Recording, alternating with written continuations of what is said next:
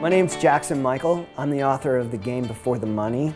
It's an oral history of pro football that's published by the University of Nebraska Press. It's a book that covers pro football history from the 1930s through the 1970s in the words of the actual players who played pro football. One of the most important things to me on this project was to celebrate the players of the past who built the National Football League. And without them and without their commitment and dedication to the game, the NFL wouldn't be where it is today. We wouldn't have the large television revenue, we wouldn't have the enormous popularity of the game, and the current players wouldn't be collecting such high salaries. These are all benefits from the labors of the players of the past. At times it was an uphill struggle because I wasn't an insider.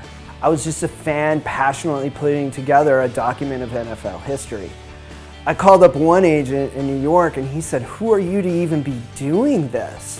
The benefit of a fan compiling this rather than a professional sports reporter is there wasn't an agenda for it, and there wasn't any sort of method for like, oh, it has to be done this way, oh, we better get the story told this way.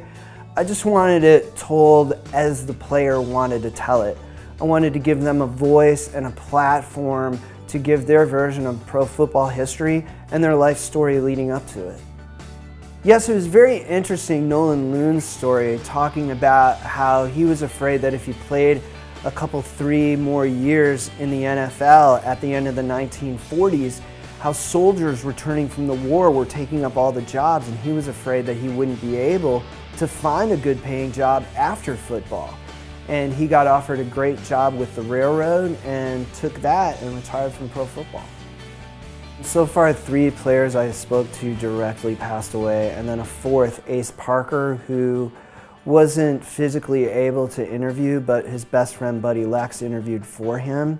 He passed away at 101 earlier this year. And that's really why I wanted to do this book, was to document football in a way that nobody else could, which is through the eyes of the actual people who participated in pro football, and to get those stories down while it was still possible to do so. Once these stories are lost, they're lost.